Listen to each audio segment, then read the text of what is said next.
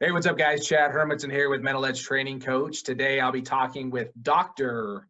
Greg Shepard. Greg Shepard is a former minor league player, played a couple years in the minor leagues, had a great career, an awesome hitter. He's going to talk about his story, talk about his approach, and then how he is now helping young student athletes as well as parents in the world of being a chiropractor. So he's a doctor, he's a chiropractor now. So enjoy this conversation with Dr. Greg Shepard. What's up, Dr. Greg? How are you doing today? I'm doing great, Chad. Good to be here. I want to call you Doc. Now, I've never called you Doc before, so maybe we'll dive into how you became a doctor here in a minute. But yeah, at the time of this recording, it's Labor Day. It's about 110 degrees out here in Vegas, which you got your America shirt on, right? America. So what's going on? So we're going to start diving into, we were talking just a little bit before. I want you to share your story. You played some minor league baseball for a few different teams. So how did you get drafted? How did that come about? I actually never got drafted. Awesome. I'm from a little town in Michigan, Battle Creek, Michigan. I grew up in it's kind of small town. My high school I graduated in was 121. My mom worked for Kellogg's and my dad worked for Clark's, and our family had a dairy farm, so I ate a lot of cereal growing up. And Frosted Flakes. Yeah, Frosted Flakes. I still eat those. Yeah, that but and lots of peanut butter and jelly sandwiches. I still haven't got rid of those too. That's a minor league thing. But growing up, I remember growing up, and I loved baseball. I was terrible at it. It was terrible. I was a kid that they're like, the coaches are like, we got this Shepard kid. We got to get him in. Where are we going to put him? Let's just throw him out right field. Stick him in right. My glove was like, my glove was about this long, and I just stand out there, and I was terrible. But I loved the game. And I was a fat kid. I was like short, and I looked like a little fire hydrant. And my nickname was Pudget. And I had an older sister, and all her friends used to whoop my butt and everything. They were older and make fun of me. And one summer, one of her friends he was a senior in high school, and I was in 6th or 7th grade, or maybe he was a junior. He said, Greg, I bat boy for a collegiate summer league team, and I'm going to get out of high school, and I'm not going to do this anymore. But we need someone to take it on and continue it. And I was like, okay. And so I got to, 6th, 7th grade, I got to go out in the field with these college kids, and our league wasn't completely, we call it a collegiate summer league, but it wasn't. We brought college kids in, but we still had kids that were 28 to 35 still playing. But the team was mostly made up of these college kids, and then they filled in with these guys. So I got to go out on the field with these guys almost every day and practice with them in the summers. And then they'd play games, 2 days a week, and then they would play Saturday and Sunday doubleheader. So I would travel with the team also, and I'm still playing. And I remember, when I first started out that summer, like I said, I was terrible. Like, they would hit major league fungos. Like, I'd be out in right field, and the guy at home plate would just mash him in the air, and I was afraid to catch them. They were coming down so hard they hurt my hand, and I would just be like, ugh. And by the end of the summer, I was like catching them, and the guys were catching them behind their back. By the end of the summers, I was catching them behind my back and stuff. And they're like, all right, this kid's going to be okay. But it was about being around those types of players and seeing them and how they worked out. I learned, that was part of my baseball education. And then fast forward, in my freshman year of high school, I moved to Southern California. Now, you want to get another baseball education, move where it's warm and the kids don't stop playing. Right. So even during football season, so I was down there my first freshman year. I'm playing football in the summer and doing this football workout program. Baseball's over for me that first year that I get there. I was in 8th grade. So all I did was work out. All I did was lift weights. I got ready for football season. And then some of the baseball guys were like, well, after football practice, they'd go take some ground balls and stuff. So I would just start bringing my glove with me, and I'd take ground balls. I did it during basketball season. I did it pretty much all year. And after my freshman year and my sophomore year, I was much better. I wasn't just playing right field anymore. I was actually pitching and playing some third and a little bit of shortstop, but we had some really good players out there. And then we moved back to Michigan. So I went from being a pretty decent player in California. Then I moved back to Michigan, and all of a sudden I was like right at the top. And I still, you know, my mom doesn't know this, but this is how serious I was about baseball. I couldn't hit enough. Like I could hit and hit and hit till my fingers bled. I used to steal the car. I didn't have a license. I knew how to drive it. It was a stick shift too. That's what they thought. They would leave it because they figured it was safe. Right. I started to back it in and out of the driveway and learn how to manipulate the gears right. And I would drive it around the block and stuff like that. Well, one day I was like, well, nobody's here. I'm going to drive it down to this batting cage.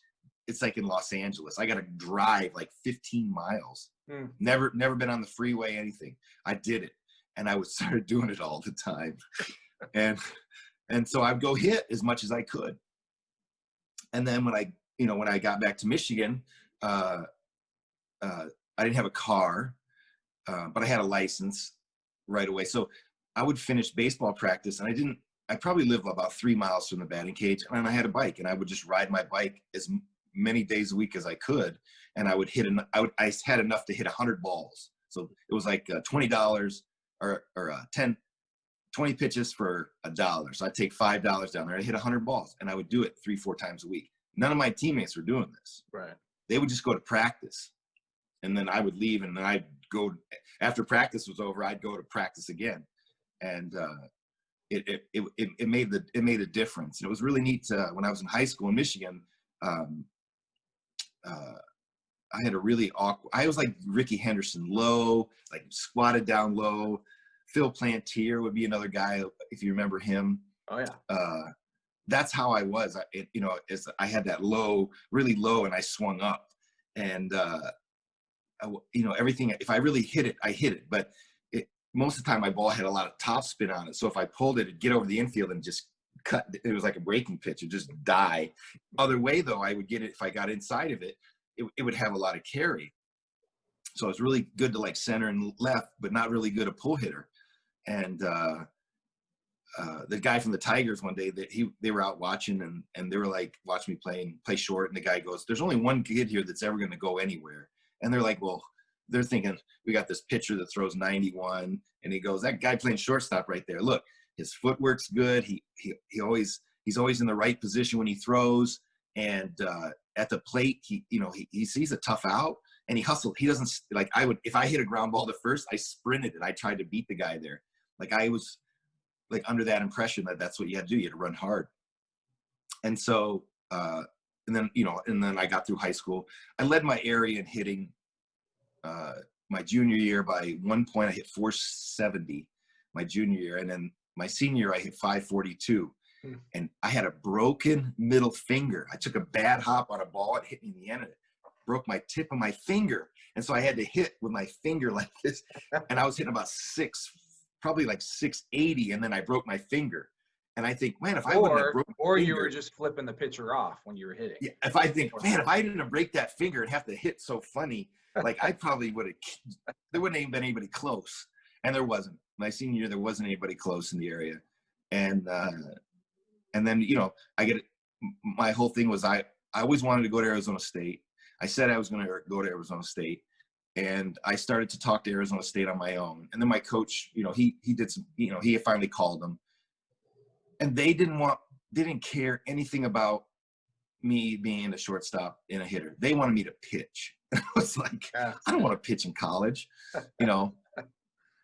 And they're like, we got money for pitchers. We don't got money for shortstops. And I was like, we don't got money from shortstops from Michigan. Right. And I was like, well, so at the last minute, I said, I don't want to play. I don't want to pitch. He said, you can come and walk on. I was actually talking it was Kendall Carter. It was his pitching coach. Brock was the head coach there. He died, many, many years ago from cancer, I believe. But he was interested as a shortstop, but this guy was more wanting me to be a pitcher. And I just don't want to pitch in college. And so I got out of my letter and they gave me a release, and I went to junior college, and I pitched a little bit. I was a reliever, and once in a while I got a spot start here and there, but I think I was 1-1-10 or something like that, you know. And they would just call me in. I'd be playing left field, and they just call me in the last inning to stop the game. And in Michigan, that's not the smartest thing to do when it's 48 degrees out in the early part of the season, and then they just call you and you get 8 pitches, right, and that's it. So I ended up hurt my bicep tendonitis, terrible. I could hardly wipe my, you know, you get it.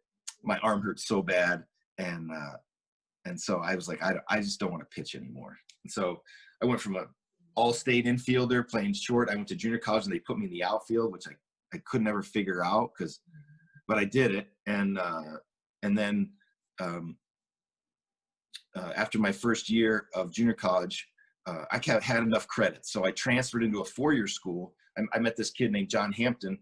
Well, he was another kid who played in the area, and he was pretty good, you know, pretty decent ball player. And he was going to the school in San Diego called United States International University, and it was a Division I program. I'd never heard of it. I saw their schedule, and I was like, these guys are legit. They're a legit independent. They play Berkeley, Stanford, Long Beach State, Fullerton, Santa Barbara, all the San Diego schools, Arizona State. I was like, UCLA, SC. I'm like, I'm going to go here. So I ended up going there for a year. While I'm there, they declare bankruptcy. The president, I just found this out. I know we declared bankruptcy when I was there, but I never heard the whole story. I thought it was money. I thought the basketball program was just draining us dry. The president of this university, he embezzled $2.5 million and pretty much bankrupted the university, and he just vanished. They never found him. I don't even know if they found him to this day, but they said, we're going to cancel all our sports, so we're not going to have sports. And George Kachigan, who's still around, he's a scout with the White Sox today. He's still around. Got to be pushing about 90 now. He was the head coach there. And he walked in and said, hey, how much is it going to cost to play this season?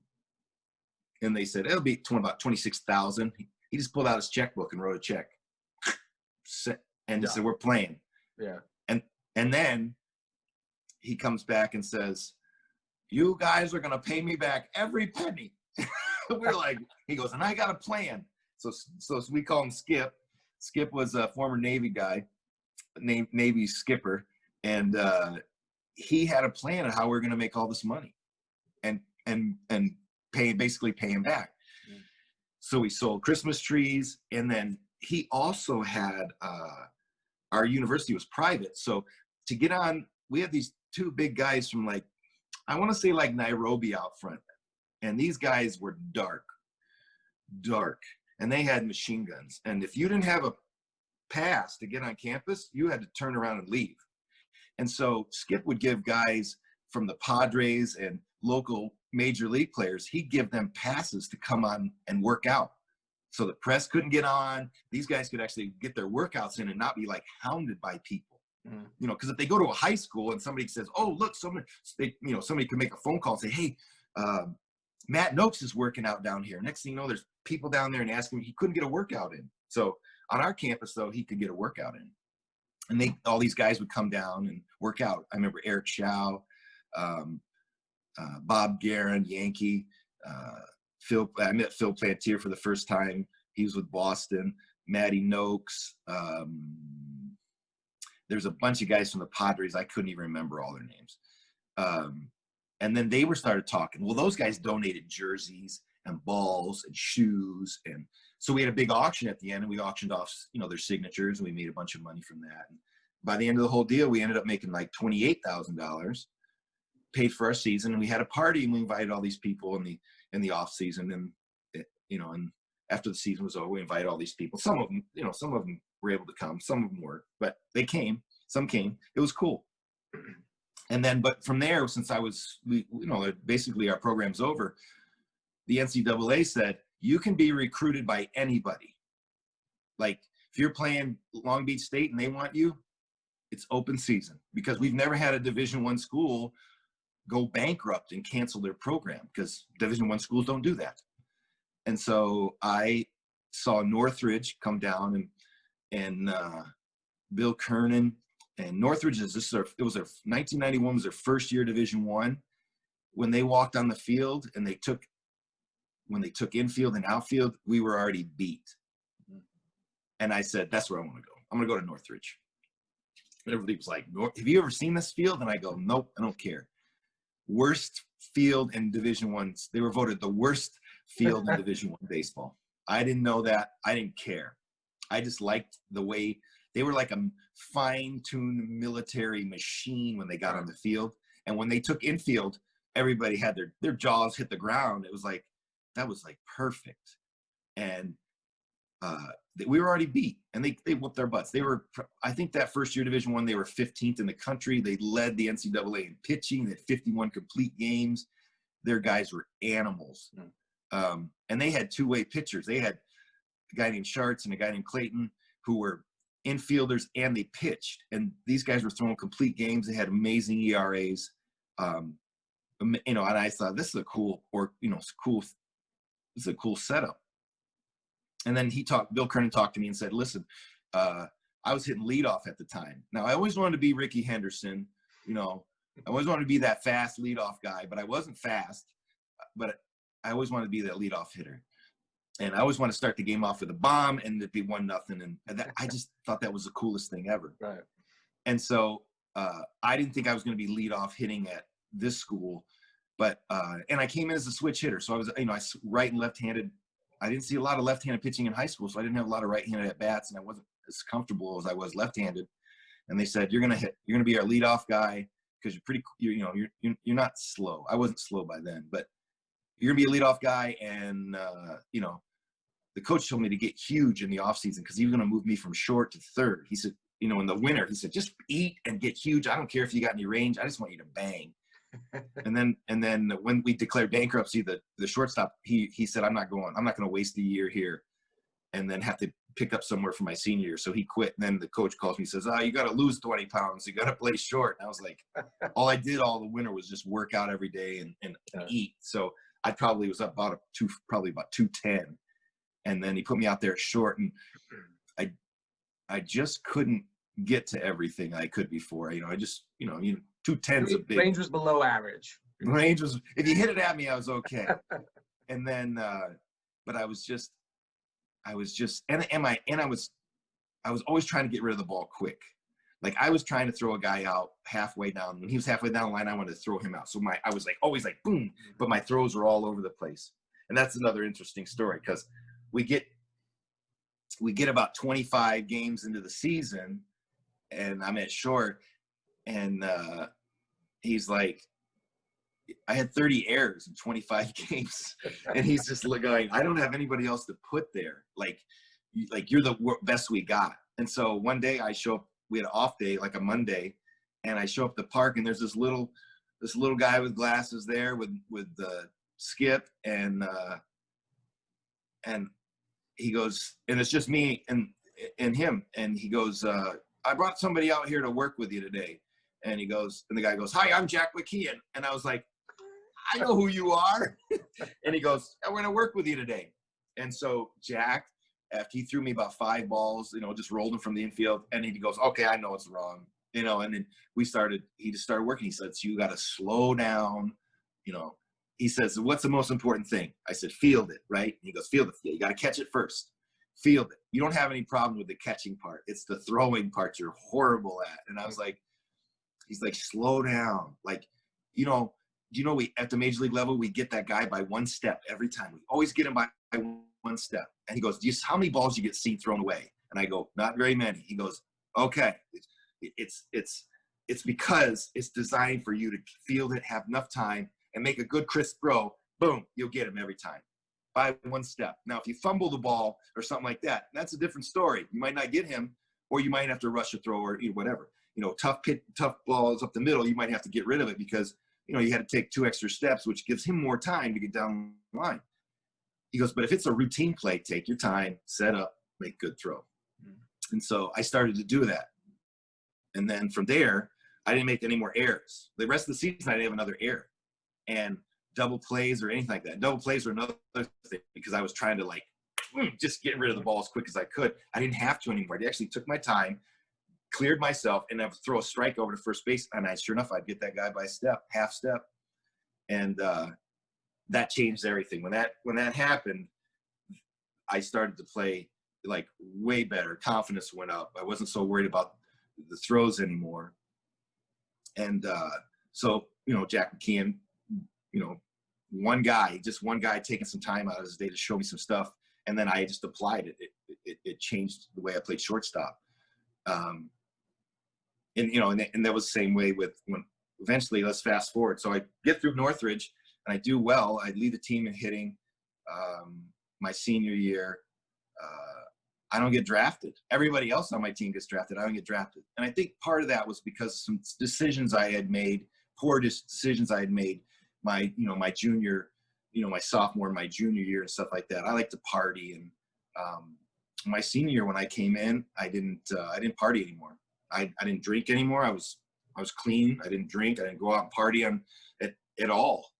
And, I was serious. I really got focused what I wanted to do because I didn't get drafted. My junior, I thought, well, I get drafted. I didn't get drafted, and I was like, well, and I, like I said, I was upset.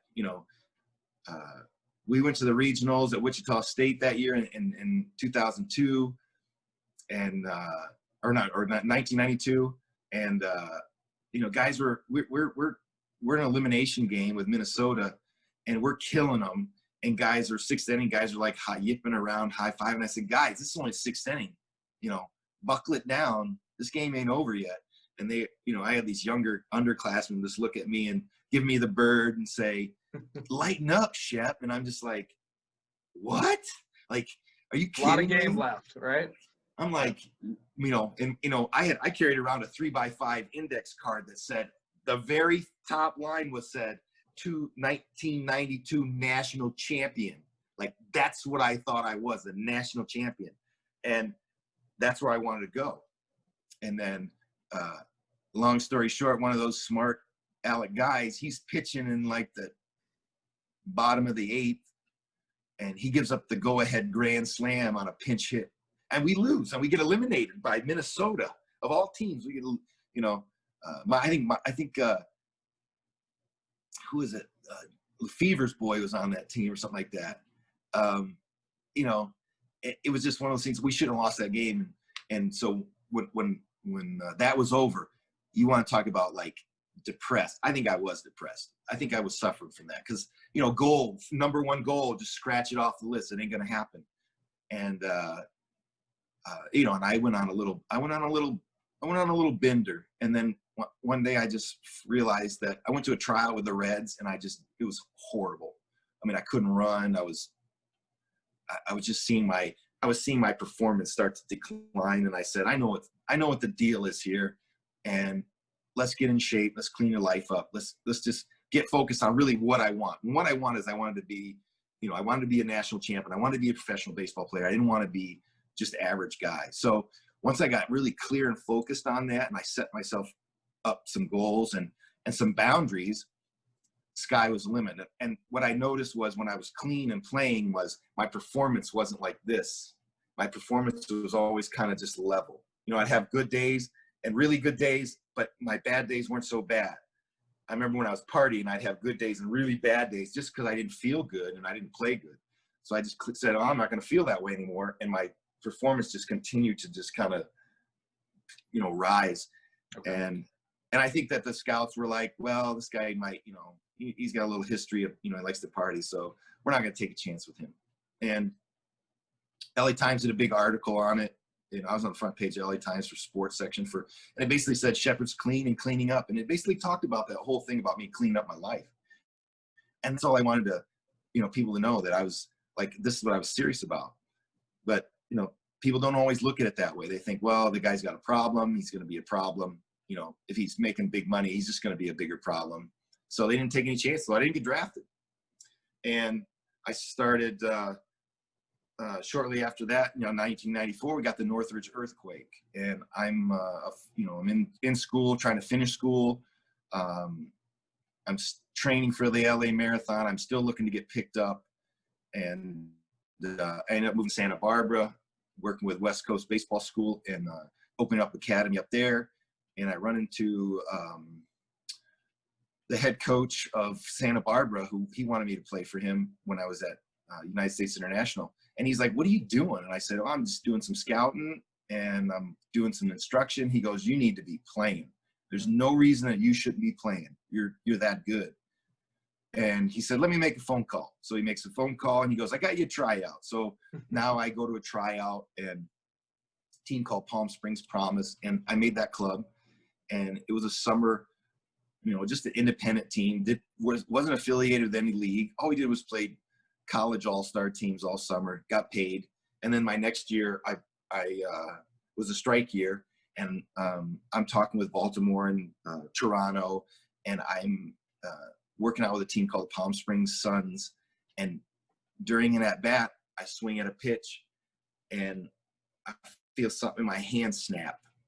And I get down to first base. And I'm like, man, my hand, now my palm's turning red.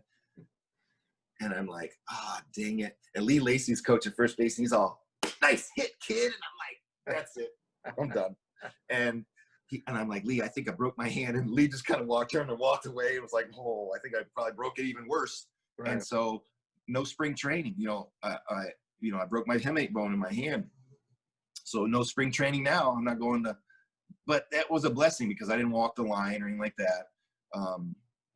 So now we go, spring training's happening and all these guys are crossing the line and I'm healing up. And about May, I'm still looking for a job. And Rick Odekirk, who's a big guy in that, Rick Odekirk is out of the Palm Springs area, but he was one of the, I thought he was the one that started Big League Dreams in Southern California, okay. Or he's one of the guys. And Rick was a 10-year veteran, played in the minor leagues for 10 years. He was a left-handed. He's got to be 5'7", 5'8", left-handed knuckleballer. Mm. And he just found a niche. And he said, Greg, I called every minor league organization, and I asked them if they needed a left-handed knuckleballer until I found one that was like, we'll try you. Come on out. And he did. And he made a club. And then from there, he stick around for a year or two. And then, he'd go and, now he had experience, and he'd go to another club. And he ended up hanging out for about 10 years in the minor leagues. So he said, that's what I did. I called every organization. So that's what I did. I called every organization. And then I ran into gatekeepers, people that wouldn't even let me talk to those people that I want to talk to. So then I started making up stuff like I was a reporter. And then they would say, oh, look, I'd like to schedule an interview. And then I'd get on the phone with the guy and say, and I'd say, listen, don't hang up on me. My name's Greg Shepard and I'm a professional hitter. And I'd like to, know if you have any spots in your organization. And they were cool with it. They're like, I like your approach, kid, but we don't have anybody. So no organizations. And Rick goes, I got this one last guy. His name's Jason Felice. Do you ever heard of Jason Felice? And I had heard of Jason Felice. He was he was kind of a legend in the Valley. He was like a 6th-round draft pick out of Canyon, I think College of Canyon or something like that. Big dude, 6'3". And I saw Jason at the first time at a Northern League tryout. And he was like, I made fun of him. I prejudged him. He didn't have a glove. He had a bat, one bat. He had a small cooler, and he was pulling his nephew, and I thought it was his son. And his pants he didn't look like a ball player. He looked like a softball player that was trying out for a baseball team. And I was like, what the heck is this? And I said, well, I'm definitely going to run against that guy in the 60. On your mark, get set. He kicked my butt. He ran a 6'6". I ran a 6'9", and I was like tappy. He smoked me. All I could see was this guy who, he was way ahead of me. And I was like, who is this guy? And then we get in the game, and there's some, we got some AAA guy, lefty from AAA Phillies throwing. And he's, 91, right around 91. Jason gets in there. He's got this weird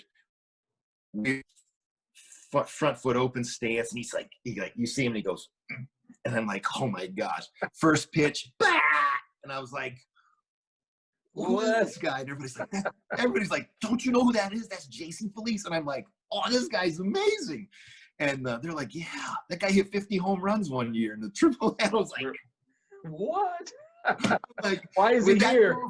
goofy ass stance, and he's like, they're like, yeah, and I was like, after that, I was like, Jason Felice, and That's great. so Rick goes, listen, I played with Jason, so in the strike year, Rick plays, he goes and signs with the Cubs, and you know, Rick's got to be 35, 36 years old. He signs with the Cubs, and he's pitching he's walked the line. He doesn't care. And he goes, I play with this guy named Jason Felice, and I go, I know Jason. And so he goes, I got his number here. He's going to be coaching a team up in Regina, Saskatchewan in the Prairie League. And I go, okay. So I call Jason, and Jason goes, I know who you are. You're from Northridge. And I go, yeah. He goes, come on out. So I go on out. My hand's still a little bit tender, and I can't hit at all. Can't hit a lick. And I'm like, oh my gosh. And he goes, listen, Greg, if you can't hit, I have no use for you. If you can't, you know, and I go, yes, sir, yes, sir, yes, sir. I mean, literally out, staying outside the case going, oh, Lord Jesus Christ. You said if any time I needed saving, you would be there for me, and I need some saving right now. And I got back in the cage, and I smashed. And he's like, that's good. Here's your contract.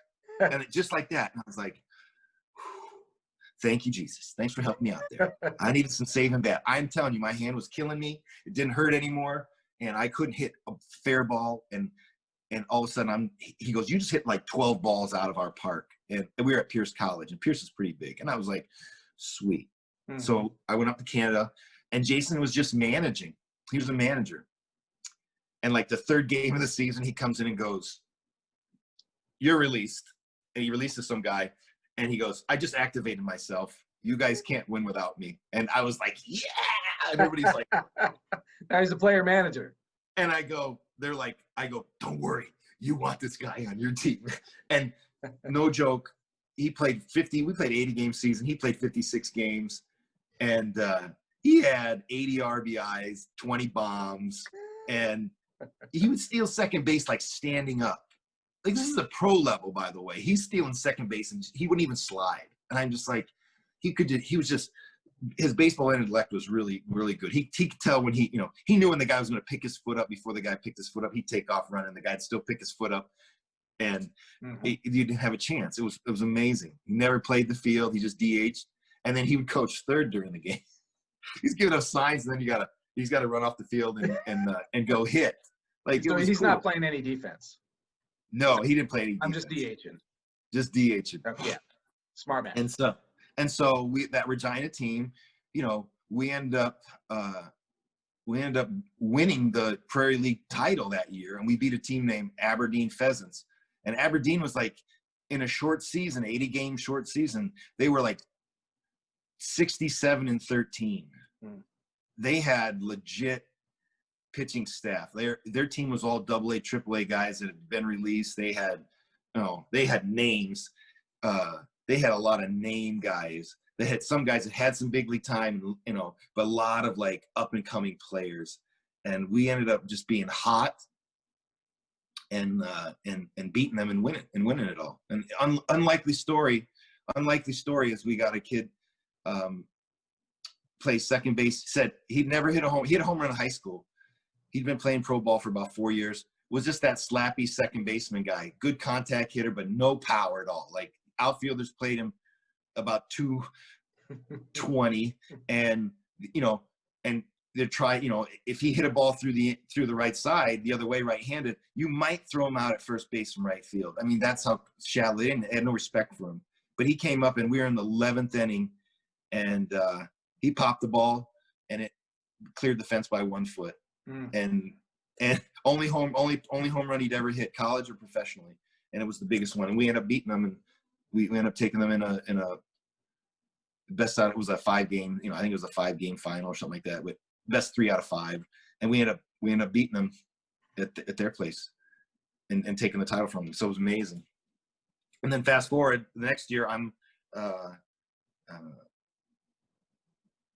back in Palmdale, California, living with my hitting guy, doing lessons, getting ready for the season, training. I'd already signed a contract with a team out of Tennessee called Tomahawks, and it was the best money I'd ever made. And this guy named Dennis Talbot calls me and says, I want to be your agent. And I'm like, why? Like, I'm some independent guy. He goes, no. Some of the guys you play with, I represent, and they're from organizations, and they say, I was looking for guys that they thought were going to be able to get to that next level. And they said your name. Not just one guy, there was multiple guys. And I said, well, all right, Dennis, I can't pay you anything. He goes, no, you don't have to pay me until whatever. If you get to the big leagues, then we work that stuff out. Right. Mm-hmm. And a couple of days later, after he sends me his contract for Tennessee, I sign it, I send it off. A couple of days later, he talks to me and goes, hey, what'd you do with that contract? And I go, I already mailed it off. He goes, we got to intercept it. I think I got you a job with the White Sox. And so that goes back to that goes to a whole nother story. And the side story is this. I went and worked out with the Cubs when their camp broke in 98. So camp breaks, I go down, I work out with them, get a private workout, and they put me in basically they're just going to watch me hit, and then I was going to take some ground balls or whatever and throw some balls from behind the plate. And I get down there, and it's Matt Franco, Tyler Houston, and Dave Magadan. Now, I grew up watching Dave Magadan play short, and Dave was giant. He was a giant to me. He's got to be 6'7", 6'8", full of energy, just We get in there, and they're starting to throw BP, and this is the first time I've faced BP from a major league guy that throws BP, and he's chucking. Like, he's 50 feet, 40 feet away, and he's putting it in there. Like, I'm like, foul ball, foul ball, foul ball. I'm like, oh my God, I'm supposed to be hitting. And Tom Gamboa was their minor league director. He was the one that he was doing a favor for a friend of mine.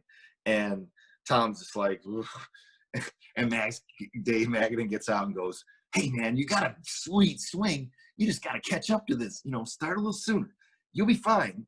And those big fields at Hohokam on the side, they're 360 down the lines of 580 and I don't know, they're huge though. Right. Those guys are just banging the balls off the wall left and right, and Magadan's popping them out. And then finally my second round I get in, and now I'm going the opposite field. I'm not even getting around on this guy. Mm-hmm. I'm going opposite field and hitting one hoppers off the wall, catching the top of the wall, dead center, just driving balls up the middle and stuff. And Magadan walks out and goes, Gammy, you got to sign this lefty. This guy's got a sweet stroke, and he can pound the ball. And Tom Gamboa goes, he's too old. I'm like 23. Yeah. Dave Magadan goes, too old? What am I? Dave got what hair lefty has is all gray. Yeah. And he goes, Dave, you're a veteran. You're a seasoned veteran. This is an upcoming guy. And I was like pissed. So I finished my round, whatever. And I just literally turned and I looked at Tom Gamboa and I go, well, maybe the White Sox will sign me. And I just picked up my gear and I left. So putting it out there. And all of a sudden, 8 days later, I get a call. The White Sox want to sign me. And I was like, so there's a lot of things about, you talk about that, you're dealing with that mental edge. And I think that sometimes I've been playing professional baseball, but I wasn't happy. I wasn't where I wanted to be. And I never can ever remember. I always say, I want to play professional baseball. I want to play professional baseball. I never said, I want to play professional baseball in a major league organization or a specific organization. Until that moment, I'd never really expressed that. And at that moment, I was like 100% clear. I didn't want to be a Cub. Maybe the White Sox will take me. And it just happened. And I look back at my life sometimes and I think of how many times I've actually professed what I really wanted in a pivotal moment, and then only later to have it actually come to me that way. And I think that's how prayer works. I think with prayer, if you're general, you'll get a general, you'll get a general thing. But if you're very specific, you'll absolutely get that specific thing. It's like God's like just going, hey, I'm here, I'm listening, and you just say you need a little money. Okay. And all of a sudden I pick up something and it gives me a little bit of money. And I'm like, and God's like, see, I did it. And I'm like, I'm still not happy. You know, instead of being like, thank you, God, like in that moment, actually understanding that it was given to me by him. And so I really started to get, at that moment, I really started to get specific about stuff. And so when I went to the White Sox, by the time I got to the White Sox, you know, I literally showed up at 7 o'clock. I got to the park at 7 o'clock that night. They're already, first pitch is already getting thrown. And I'm up in the press booth signing my contract, getting my $5 tops checks. And they're like, get him in gear and get him in the bullpen, because they signed me as a catcher. Now, the true story about this was I was learning how to catch. I'm 24 years old. I'm learning how to catch. I'm not a catcher. But I could play the corners. I could play just about every infield position. I hate second base. I don't know why. I just don't like the angle. I don't mind first. I don't mind third. I don't short. And I can play the outfield corners, but don't put me in center, because that's a special breed of guy that plays center field, that can just read that ball and get that jump. That's not me. That was the only position I never logged an inning at center field at the professional level. But I even have 1 inning pitched. I have a 27 ERA. But I played every position at the professional level. And their big thing was, when the White Sox signed me, it wasn't because they saw me. The White Sox signed me because Mark Johnson, the #1 draft pick catcher, Jeff Leifert, #1 draft pick third baseman, and Mario Valdez, who was leading the Midwest League in hitting, all left-handed hitters, all got hurt in the same week. Mark had to have surgery. He got hit with a ball underneath his cup, foul ball, caught under his cup, ripped his taint there. He had to have it sewn up. Leifert tore his rotator cuff, and Mario was sliding into second, and he head first slide, and he caught his wrist. And these guys, they needed a guy who could play the corners and hit and come in and hit. And I was kind of like a 2-year vet. I wasn't, to me, I was like, perfect. I'm perfect for this job. And the guy's like, can you catch? And I'm like, yeah, sure, I can catch. Do you guys have gear for me? I don't have any gear. I said, I don't have gear. And I borrowed a glove from a kid named Josh Smaller, who's, he was who I played with him in Regina, and he was a year behind me at Northridge. And he gave me an extra glove. So I had this Louisville Slugger glove. And I get there, and they put me in the gear. And like, I really walk in the dugout, and the guy's like, oh, you got a bullpen catcher. I'm like, yeah, something like that. And then I go down and I start catching. Well, never seeing this before, never seen like this kind of pitching before. Just as a hitter, never as like a catcher. I look like a cat playing with a ball. Like curveballs, I'm like here, and I see the curveball, and I'm like, yeah, and I'm like all over. My thumb's killing me because I can't catch them right, and I'm like, oh gosh, what have I got myself into? But I knew hitters, so for me to watch a guy hitting, and I could say, oh, I see what's going on. I know the hole in his swing already. That saved my butt. And so I'm there, and all I'm doing is like pinch hit one day. I'm catching bullpens. That's all I do is catch bullpens, and they're seeing that I can play all the different positions field. So they're starting to mix me in a little bit. And then, but they keep giving me these pinch hits, and I'd come in the 8th or 9th inning, pinch hit, boom, base hit, boom, base hit. And they're like, this guy sits around all day, and we like him. And my hitting guy was Rance Mullenix was my hitting guy, but he had an appendicitis, so he was out, and we had Greg Ritchie there. And so Greg was just like, I love this kid, man. And I'm not a kid though. I'm like 24. And most of the guys I'm playing with at this level are like 22, 18, 19, 22. I'm like the old guy on the team. And I'm just like, guys, it's not that big a deal. You just go up there, look for your pitch, and don't miss it.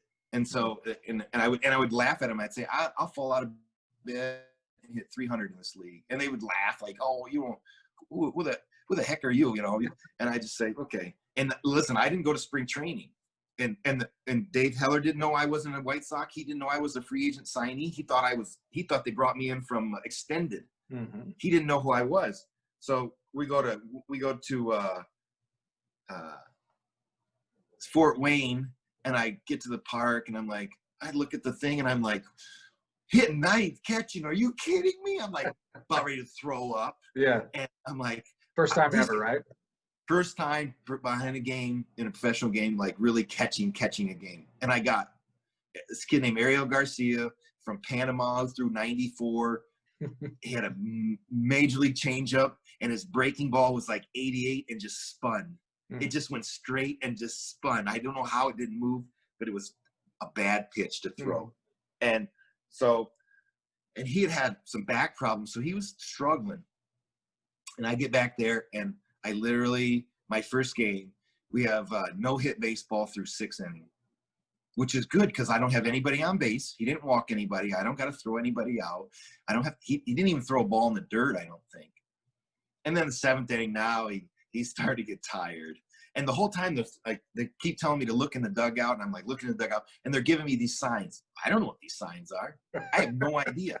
And they're yelling at me like, get the sign. And I'm like, and I look at them, and I'd come back, and I'd be like, we're throwing a fastball here.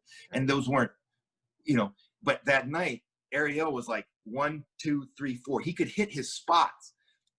And when he left the game, he had 88 pitches. He had, no joke, 80 fastballs and 8 changeups. And he didn't start getting hit till the 7th. And he didn't really get hit. He got wild. And so he started putting guys on. Well, I almost hit him in the back of the head with the first throw that I threw when the guy stole. And then the next time, the guy threw it into center field. I wasn't even close. Blocking a ball was like, I would just throw my body. I was like this. Just, and with a little scream. Oh, I was just scared. I was like, how do guys do this? I was like, this is crazy. And then they literally, in the middle of the 7th inning, I hear time, and I look, and there's another catcher walking out, and he's like, you're done. And I literally went back in the dugout, and I got my butt chewed, and the guy's like, you don't even know this. You're putting down your own signs. You don't even know the defense. And I said, exactly. Yeah. I don't even know your system. I've been here a week. No pregame, like this is our game plan. These are our signs. Nothing like that. No, nothing. They thought I knew all this stuff, and I'm like, guys, I'm a free agent. They're like, what? You didn't come from Sarasota? And I'm like, nope. I was a free agent. I came from California. And they're like, oh, here we go. Next day, I got Tommy Thompson, who's the roving catching guy. He's like, wherever I go, you go for the next 2 weeks. And I had him, and he was like, gave me like 2-week crash course in catching, which, was amazing. He would set the Ponzi machine up, that little Hummer, that throws those fly balls sometimes, but they would use it for catching, and they'd feed multiple balls on it, and you'd like catch it, drop it, catch it, drop it, catch it, drop it. Well, he would turn that thing up to be, it was like 40 feet away, and he was probably throwing 110. And the first ball I'd catch, and by the time I'm dropping the second ball, the next ball's hitting me in the face, and I'm like, and then he's throwing the next ball, it's hitting me in the chest, and I'm like, oh. But by the end of it, it was just bang, bang, bang, bang, bang, bang, bang, bang, bang. But he was merciless on me, and I had to learn the system, which that took a little bit of time, because that was just something. It's just something. It takes a little bit of time to pick up that kind of a system.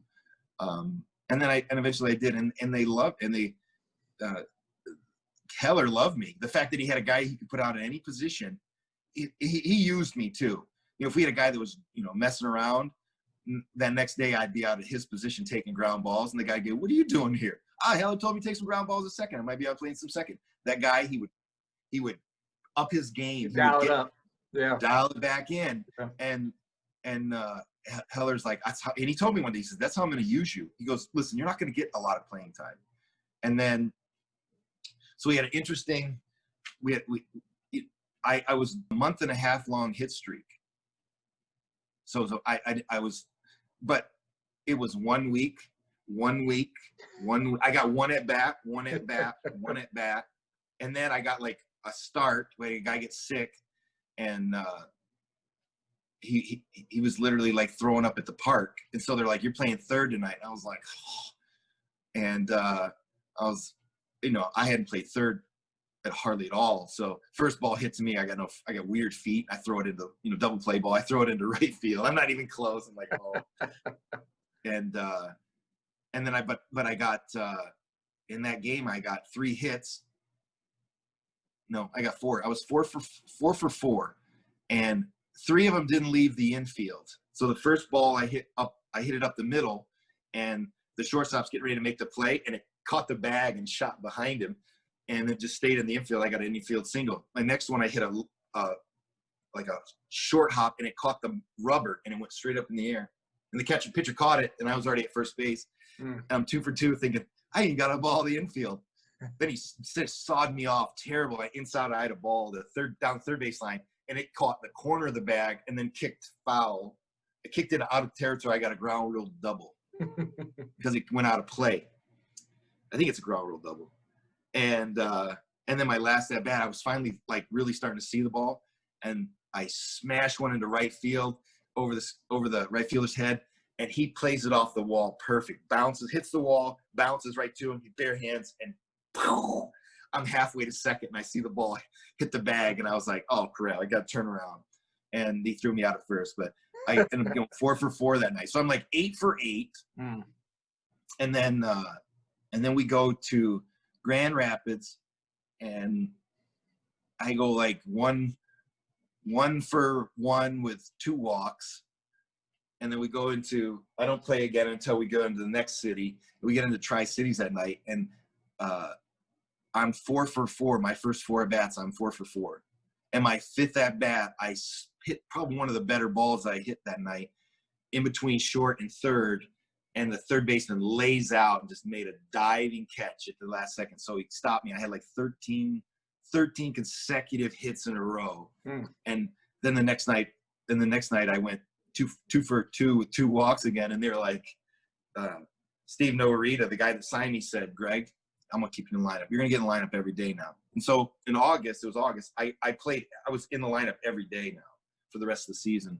And he said, I'm ecstatic. Like I didn't think that you were this type of player. I'm happy, more than happy of what you've done. And I guarantee that you get an invite to spring training this year, a chance to earn yourself another job. And I was like, thank you. That's all I wanted. Right. And that's all I told him. I said, just give me a shot. I don't care. He said, and when he signed me, he said, you're never going to play. I can't even guarantee you get 100 at-bats. I think I got 139. And they all came at the end of the season. And he said, but I'm happy. And then I go to spring training in Sarasota in 97. And I was playing fast pitch softball in the off season. And I was in great shape. The fast pitch softball trained me to actually pick up the ball a little bit quicker because the guy's on top of you throwing really hard. And spring training was easy for me. I was all over guys. And the last week, I'm not even playing anymore. And, you start to see the guys are going to take, they're playing all the time. And then the guys are not. I kept walking in the clubhouse expecting that red tag in my locker and all my stuff to be packed up. And we get down to the last day, and Rance Mullenix had called Chris Crone, who was going to be the manager in Hickory, and said, Rance had left the White Sox, and I think he was in Texas. And he called and he says, where's Shepard? And he goes, who? He goes, Greg Shepard. He goes, is he on your roster? And he goes, no. He goes, put him on your roster. Do it as a favor for me. And Chris is like, but I don't even know who this guy is. He goes, don't worry about it. He'll make your team better. And so Chris called me in last day, and all the rosters are on the board. I don't have a tag in my locker. I don't have a team. I'm thinking, where am I going? Like, am I going to stay back? And then I get the call, hey, Chris Crow wants to see it. I'm thinking, why does this guy want to see me? Shouldn't I be going into like Kenny Williams' office or something? And they're going to release me? And Cronin goes, listen, you got a guardian angel. I'm going to put you on my roster. And then he walked out in the hallway and wrote my name on the roster by hand. And he goes, you're going to Hickory. And I was like, sweet. And he goes, he says, don't give me a reason. Like, don't give me a reason to get rid of you. Like, give me a reason to get you in the lineup every night. Okay. And I was like, yes, sir. I'll do whatever it takes. So I would just catch bullpens, and it just started that way. I was just catching bullpens, and I was getting maybe 1 day a week the first couple weeks, and then he would right-handed guy pitch start the game, and then I'd be in the bullpen all night, and then all of a sudden, or maybe a left-hander started, and then they'd switch, and 8th, 9th inning, we might be down a run or two, and they'd switch to a righty, and he'd call me down and say, I need you to pinch hit, and then I'd go up, pinch hit, and I started producing, and he was like, oh, and he started to use me as that kind of a guy, pinch hit, and then after a while, All-Star break, I'm not in the leaderboards, but I'm still hitting high 300, like 368. I'm not in the leaderboards because I don't have enough at bats. And we go on the road to Asheville, and I'm working on I just read Tony Gwynn's hitting book, actually. And I never stopped trying to pick up information. So I started to read Tony Gwynn's hitting book, and I had read Ted Williams' book, and Tony was always talking about how he's when he's working, he's always early on, he's working inside out, inside out, inside out. So his first couple rounds he never hit the ball the right side, always the left side.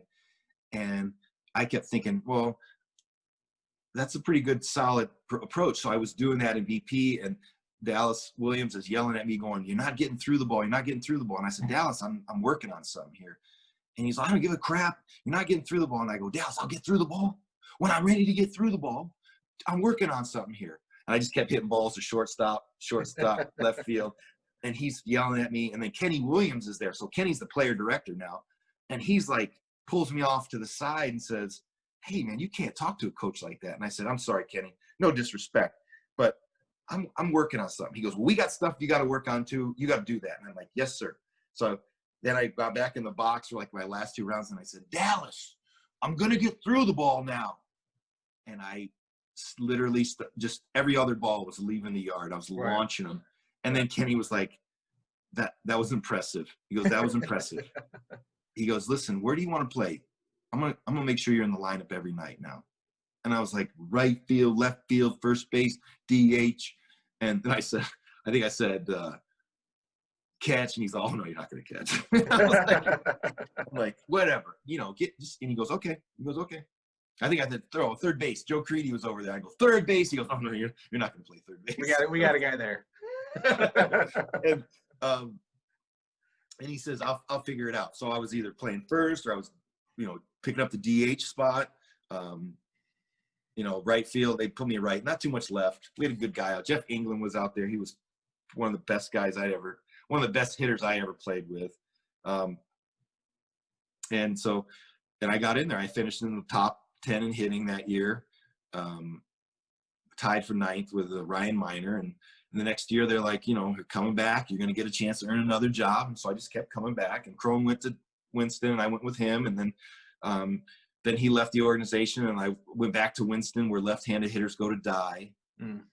So it's the worst park for left-handed hit. I know so many left-handed hitters that are just gone there, and they just never got out of there because it was I thought it was the worst hitting background for a lefty. We had a street light over the fence that could come out of the pitcher's hand. Right. You wouldn't even see the ball on. Mark Johnson used to shoot it out with a BB gun until he got caught. And, I'm just like, just put a board up on the fence just a little bit higher that just covers that light. We had to do that in Nashville my first year. I'm like, how you played in Nashville, right? No. You're playing Nashville? We were the Pirates for a while, then it became the Brewers. But yeah, in center field, the fence was so low, all you could see was the background of just nothing. And it blended in perfectly with the ball. So we had enough. It was myself, Aramis Ramirez, a couple other players. We had some veterans get on we told our coach Trent Jewett, like, hey, like, we can't see the ball. You have like a day or two of games or scrimmages before you start the season. We're like, that's got to change. And so a couple of the guys were like, hey, well, you're the top prospect, you and Ron Wright and Aramis Ramirez. Like, you go tell Trent Jewett, like, we can't see the ball. So, but yeah, back to your story. So did they put something up for them? Oh yeah, it was up the next day. Big hitter's eye or something? Yeah, it was an extra, I don't know, probably 10 or 12 feet of just big boards that were, probably 3 boards wide, where you can at least have a chance. So it was interesting. Yeah, I eventually, I think Winston-Salem built a new park, but Yeah. there were some, there were some really good left-handed guys that I played with that went there. And Mark Johnson like walked 100 times, and he ended up hitting like 302 or something there. And I said, well, Mark, how'd you do it? He goes, I went and shot that out with my BB gun. I shot it out until I got caught. When they like set up a sting or something, and they saw him do it, and then they swooped in on him, and he's like, I can't see the ball, but he said after that he just walked a lot more because he took a lot more pitches, because he said, I didn't see the ball, and I literally, maybe some nights, if the guy had the right angle, he could get his hand right in it and let go of that ball, and I'd be at the plate and I would like dive out like it was going to hit me in the head, and the catcher would be like right down the middle, and he'd be like, where are you going? And I'm like, I thought it was going to hit me in the head. That's great. But fun, but so like, I had a great minor league career. I was never a prospect. I was a suspect all the time. I didn't, they didn't have any big money into me. That they always said this though, you're going to get the same education as a #1 draft pick. They never promised me the same opportunity, because every time, I could be out hitting one of those guys, but still that guy was going to play. And I was okay with it. I liked independent ball because it's about numbers. You put up numbers, you're going to play. If you don't, you're gone. So you'd see 25 roster changes in a year. I always felt good that I wasn't on any of those changes. And I was always there from this time to see the start to end of it. So obviously I was doing something right. Yeah. Probably one of my most fun years was in 2000 in Regina, because I went in as a catcher, and I kept telling John Bibas, I'm the catcher. The only way I'm getting back into Major League Baseball is as a catcher. It's not going to be as a power hitting first baseman, because I'm average. I'm an average power guy. I'm not, I'm big now, but that's because I'm fat. I'm older, and I'm 50 years old, and I packed on some weight, and what was your playing size then for our audience? What was that? About 215, 220. That's pretty good. Yeah. That's pretty solid. I'm 250 now. So, but when I first started the White Sox, I was like 190. I was skinny. I'd been running, and I'd been really running. I'd had some knee problems, and I was about the only thing I could do was, after I got healthy, was run. I didn't have access to a lot of other stuff. I was in Michigan. So I'd lost a lot of weight. I'd drastically changed my diet, and just all this weight just came off me. And then, but as I started to catch and stuff like that, and there, we had a really good training program. Even the White Sox today, Alan Thomas is running it. He's their guy at the major league level. And Alan was one of my teammates, and he was already like, that was his stuff. He was a workout guy. And I think that I probably got to work out with some of the best trainers in the game. Vern Gambetta was the head guy when I was there. I still use Vern's protocols for shoulder training and stuff like that. I use a body blade, and for stabilization and stuff like that for people with the shoulder issues. Today I'm a chiropractor. I'm a neuromuscular skeletal specialist. It's taken me a couple years, but now I'm starting to see more of the high school and now college players are coming in to see me. I interned with Eric Blum, who was the head chiropractor with the Dodgers in 2014, 15. And I learned a lot from Eric. He's in the West. He has a practice in Westlake.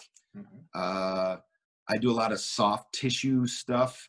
And you can see on my Instagram page where I'm, you see these people with big bruises under their arms and on their back and stuff. That's myofascial adhesion stuff. I work with pitchers. I had a kid from Northridge, Angel, and while he was at Synergy training with the trainers there, I said, have you ever had your like pitching arm just stripped out, like just all the any scar tissue just removed? And he goes, no. And I said, come on over. And I did it with him. And he was a guy who was a 90. He was throwing, you know, he was at Northridge. He was throwing 90. But he was putting on all this muscle and stuff. All of a sudden I start scraping all his chest so he can get his arm back. I'm working on his rotator cuff. I'm working his back all the way down. And, you know, and all of a sudden he's like, long toss. He's like, you know, I feel like my arm just moves smoother. And he went 91, 92, 93, drafted by Tampa Bay Devil Rays, you know, and he saw that. And it was, he said, I feel stronger. I am stronger. But it's the fact that my arm is not just coming to here, it's coming way back here. And I'm able to just get more easy fluid motion. And I'm like, absolutely. And so now I've got high school pitchers here that come in and see me, dads there's a few dads here in town that you and I probably both played against. And now their kids are playing and stuff, and they're bringing them in, and I'm working their arms, and they say the same thing. They're like, man, I feel so much better. You know, this Tommy John, this tendon right here snaps at 65 Newtons of force.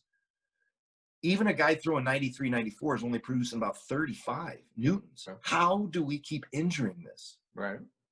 And it has to do with I believe it's overuse, but it's a system of muscles that if it's not completely working like it should, that there's going to be a breakdown. So I'm trying to avoid those breakdowns and get those muscles working like they should.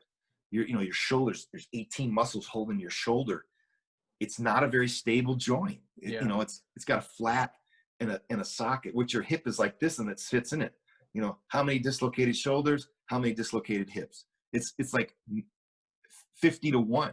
You know, people dislocate their shoulder 50 times more than they do a hip, because it's so much more, the hip is so much more stable. The shoulder's not, you know. And Alan Jager's a good friend of mine. His Jager bands are amazing.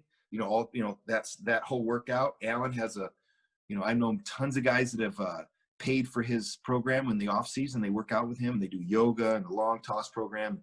I can't tell you, there's so many pitchers that have gone on after they've worked with him in the off season and had some of the best years of their career. But the funny thing is this, only a couple of them actually go back the following year. I'm like, why? If you got why something do you think working, that is? I don't know. I don't know. I think if I found something that was. You think the player gets an answer to something and then they say, okay, well, I have the answer, and then the next offseason I'll just continue doing that, and maybe they they actually might, but some of them, like, they're like, oh, I did that once. I don't know, just once, you know, and and I just think if you found something that works, go back to it, you know. And when I was playing, Perry Husband was my hitting coach. When I met Perry played at Northridge, but he was a scout with the Brewers. And when I met Perry, like, he was like, he goes, your swing's not going to get you out of A ball. And then he showed me some changes about, driving that backside through it instead of, tilting that spin move, which, when we were playing in high school, we had those Beezer tennis rackets. You could spin on a ball and hit it 6 miles, but now they're going with the BB core, and that performs more like wood. Right. And now you can't just spin on a ball and hit that thing a ton. You got to actually have a more of a major league level swing where you're driving through the ball and staying level through it, but your body's moving into it while you're hitting it. Because if you don't, you just hit these soft line drives. You won't drive that ball. And and we saw that as soon as they went to BB core, kids that were hitting 20 home runs in college were hitting 9. Just like that. So it's the bat. It's definitely the bat. But kids that have been training with the wood and using those elite programs where they're all playing wood bat tournaments, those kids really haven't been affected by the BB core bats. Yeah. Let me ask you on from a chiropractic standpoint. I want to dive into that a little bit more in regards to, you mentioned shoulder, right? Top of shoulder side. Are there lifts or exercises that baseball players should stay away from? I think bench press is probably the worst exercise for a thrower, because when you see guys that really develop their chest, it causes their shoulders to roll forward. Now in this position, when I try to lift my hands above my head, now I rolled my shoulders forward. It's getting hard. I can probably still go, but every muscle in my back is like this right now. Yeah. As opposed to my shoulders being back, my arms just come up. So the chest, working that chest too much. And then, pitching is a lot of chest anyways, because you're getting back here and you're pulling. Mm-hmm. So I think that the bench press, that flat bench press. Now, some of the dumbbell stuff, if you can change the angle of your hands, you can get a little bit better. But that flat bench bar, landing up top, that's probably one of the worst exercises. Yeah, we did that. We did that heavily in high school. And I still to this day believe most of my personal shoulder issues came from heavy benching from the age of about, I don't know, my freshman year. I started probably doing that 13 years old, at least learning. And my dad bought me a bench and my brother and I would just get after it. And I still think that's why I had some advancement more than other kids in high school, because I was stronger than them, but I struggled with shoulder pain all the time and still do to this day. And that's why I'm asking, because I want to make sure other high school kids know they get way too heavy into the bench and they want to develop those beach muscles in the chest, and that's going to possibly hurt them. Yeah, and bench, I think push-ups are pretty good. I like push-ups, but people will say, well, isn't that the same as bench? Yeah, it is if you're certain angles, but if you can get your arms back and down, now you're still working chest, but you're more shoulder bicep, which is what you want. Right. Okay. The lots of shoulder issues are not rotator cuff initially. So the big thing today is tech neck. So the kids look like this. Yeah. Because they're always like this. Right. The hunch forward, the hunchback, right? So what ends up happening is their head starts to go forward. It's the same thing. Same thing, head forward. Now I'm trying to get my hands up. I can't. My head's got to be back to get my hands up. Okay. So getting rid of some of those upper back issues, I adjust guys that, and when they come in, they're forward and their head's forward. After a couple of weeks, they're back like this, and they're like, I feel the difference now. Okay. Ankle injuries are number probably two in my thing that contribute to shoulder problems for pitchers. Right-handed thrower, left-handed ankle sprain. They step on the bag wrong. Then what ends up happening is as they're landing, because their ankle is not opening up like it should, they end up landing closed because it doesn't hurt, and they throw across their body. And so they start to create shoulder problems. And I've had two kids in the last 2 years where I couldn't get rid of their shoulder problem. I couldn't figure out what it was. They didn't have it. I'd sent them MRI, no torn rotator cuff, but their rotator cuff hurt, their bicep hurt, and they were negative on everything. And I kept just asking questions. And then I just finally was like, ankle sprain, knee sprain last year. And the kid's like, 6 months ago, I turned my ankle playing basketball.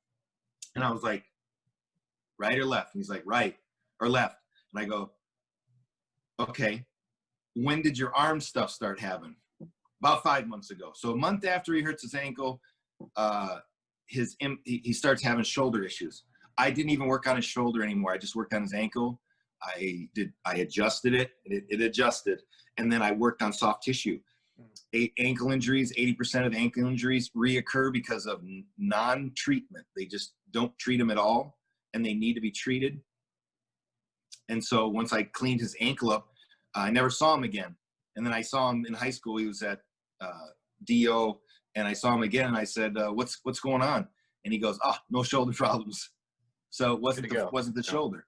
It was the ankle, and it can be the knee also. Sometimes guys are having these, I don't know if your son is, because he's a giant, but he could have had some growing pains once, and his knees would hurt. It was actually always his ankles. It never was his knee, no back, always ankles. Yeah. So, yeah. But yeah, I mean, so those are the big things. But shoulder stuff, I tell you, people, if you're throwing, and you don't have like a band system, and you're not doing band work every day, you're asking for disaster. And then you got to throw. You know, you got to throw. Overuse is the next thing. Growth plates. Kids have growth plates in their elbows. Adults don't. When you're having your kid pitch Little League on Tuesday, and then he plays on Thursday, and then he plays club ball Saturday, Sunday, and then they have him throw another game on Saturday, he's throwing way too much, right. Way too much. So Salter-Harris fractures, which are growth plate, happen in a growth plate, those are very common now. And I tell people, especially in the elbow, that elbow is not, the bones are separated from the end plates, and then you get inflammation in there, and it expands it. If you don't have proper recovery time, you can actually break that everything that's in there can actually break away from all the inflammation. And then you broke a growth plate. That elbow is never going to be the same again. Yeah. Some of the growth plate stuff, you can break it around the plate, it's okay. But if you break it in the plate, that elbow is going to not grow correctly for the rest of your life. You'll never be super effective. You'll never be, I don't think you'll ever get to pitch at the higher levels because your elbow is never going to do what it's supposed to. So yeah. I think overuse is a big thing with injuries with the kids today. And the thing is, the kids don't know. The kid says, I want to pitch. And the coach's like, okay, you're going to pitch. But he pitched 2 days ago and he hasn't had enough rest. The parents sometimes don't step in and say anything. But I know there are parents that are like, no, like he pitched on Tuesday. He's not throwing today. He's not throwing until next Tuesday. And God bless them. Yeah. I think that's when parents are smart, when they realize in that scenario, like, no, I'm nipping that in the bud, or I tell the coach. And I think that's where there needs to be more communication, because the player wants to do everything he can to help support his team. And if he's playing on two teams, he just wants to play, right? And to show how tough he is for the coach, where the parent might have more awareness at that time and be like, look, you just threw Tuesday. Like, you're not throwing Saturday. You just threw 80 pitches. Like, you're 12 years old, right? You pitch once a week, right? So I mean, sometimes the coach is like, but he's only going to throw one inning, but one inning could be 8 pitches, or it could be 30. Yeah, right. And then he just leaves him out there, and he's like, he just threw a game in one inning. Yeah. That's what I see with is the growth plate injuries, stuff like that.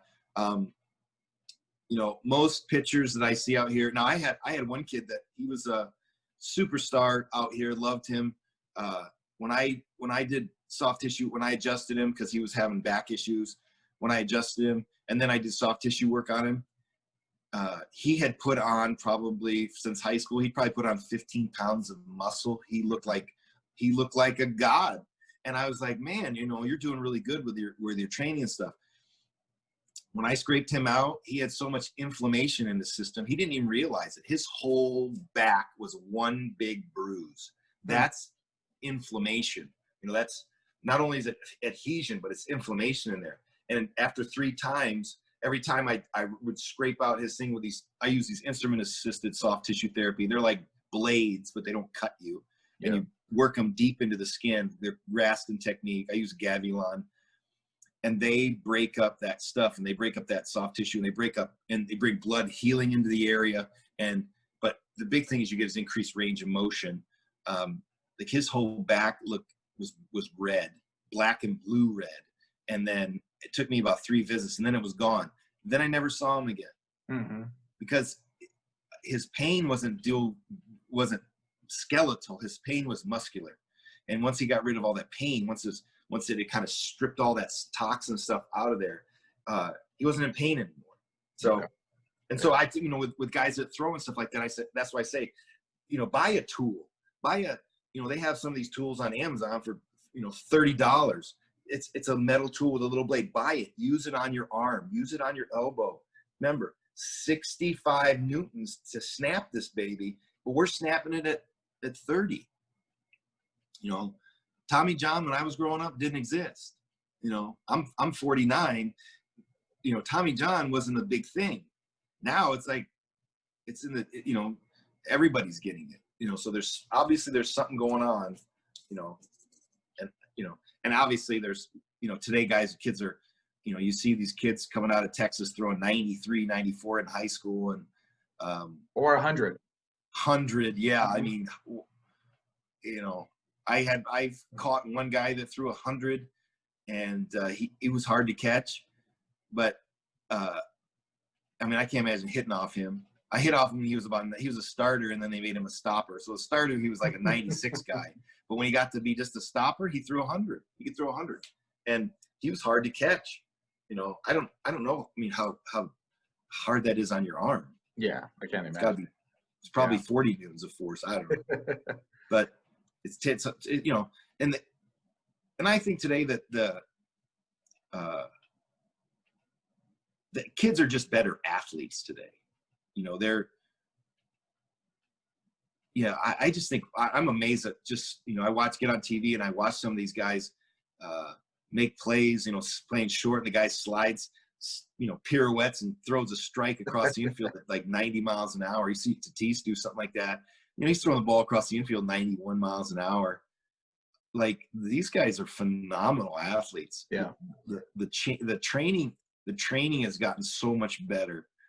You know, when I was leaving baseball, I was like, you know, I thought like CrossFit training or like cross training was going to be the way to go, because it felt like it encompassed power and speed and strength all in one. And the workouts were much shorter. You know, the one the White Sox gave me, I would just, you know, it was like 5 pages, and I'd like have to, okay, we got this and this today. I'm like, oh, it's going to take 3 hours. Yeah, you're right. And I'm like, I'm not going to do this.